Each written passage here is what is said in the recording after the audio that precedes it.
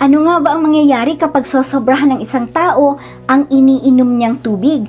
Pag-usapan po natin yan. Ako po si Nurse Dayan, ang inyong host dito sa Tagalog Health Talks. May nakwento po sa akin ng asawa ko na sa isang bayan sa Oriental Mindoro, merong isang basketball player ang nasawi pagkatapos nitong uminom ng tubig habang siya ay naglalaro. May ilang pong haka-haka ang nagsasabing na daw po yung tao or siya ay nalason. Wala pong malinaw na diagnosis na alam ang mga tao kaya't patuloy silang naniniwala rito. Hindi po nag-iisa yung ganitong kaso kung saan ang isang tao, like ang isang atleta ay biglang uminom ng maraming tubig at siya ay na-ospital. Meron po kasing tinatawag na water intoxication or ito po yung tinatawag ding water poisoning, hyperhydration, overhydration, or water toxemia.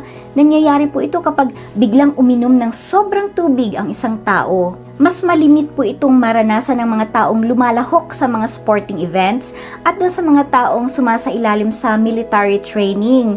Maaari rin po itong mangyari doon sa mga pasyenteng may mental health condition tulad ng schizophrenia. May mga mental health na pasyente po kasi sila ay nakaka-experience ng tinatawag na psychogenic polydipsia or ito po yung self-induced water intoxication. Ang ginagawa po ng ganitong mga pasyente, labis-labis silang iinom ng tubig. Kapag matindi po ang ginawang physical activity ng isang tao, masyado siyang magpapawis at mas marami pong tubig mula sa kanyang katawan ang mawawala.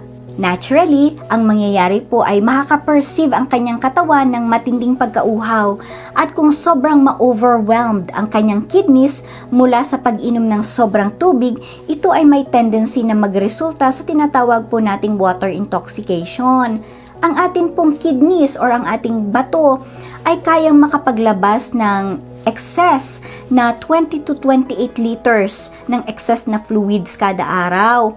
Pero kada oras ang kayalan po nitong ilabas na sobrang fluids or yung excess fluids ay nasa 0.7 to 1 liter or ito po yung 0.7 to 1 liter per hour. Kung sa loob ng isang oras ay iinom po ang isang tao ng mahigit pa dito sa nabanggit nating numero sa 0.7 to 1 liter, mahihirapan po ang kanyang kidneys or bato na ilabas itong excess fluid na ito. Eventually, itong sobrang tubig po sa loob ng katawan ay magre-resulta sa mababang level ng sodium sa ating dugo. Ito po yung tinatawag na hyponatremia sa medical term. At itong tubig po ay papasok sa loob ng ating mga cells. Pag pumasok ang excess na tubig sa loob ng cells, mamamaga po ang mga ito. Masisira na po yung normal na internal environment ng ating katawan. Delikado po ito lalo na sa ating central nervous system, specifically po sa ating utak. Magiging swollen po ang ating utak at tataas ang presyon o yung pressure sa loob nito. Ito po yung tinatawag namin sa medical term na increased intracranial pressure. Makakaranas ang pasyente ng pananakit ng ulo, pagduduwal at pagsusuka as a result nitong pagtaas ng presyon sa utak. Kung severe or matindi po ang water intoxication na nangyari sa pasyente, makakaranas po siya ng pagkahilo, panghihina ng kalamnan o kaya po ay magkakaroon siya ng muscle spasm. Pagtaas ng presyon ng dugo, maaari rin pong makaranas siya ng double vision, pagkalito, confusion, hirap sa paghinga, at in the worst case scenario po, pag hindi ito naagapan, pwede po itong mauwi sa seizure, delirium, at coma, or even sa pagkasawi po ng pasyente.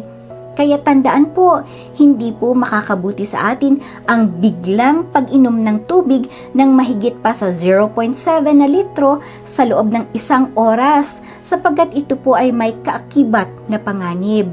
Mas makakabuti po yung pakonti-konti lang natin iinumin. So wag pong bibiglain para hindi rin ma-overwhelmed ang ating kidneys.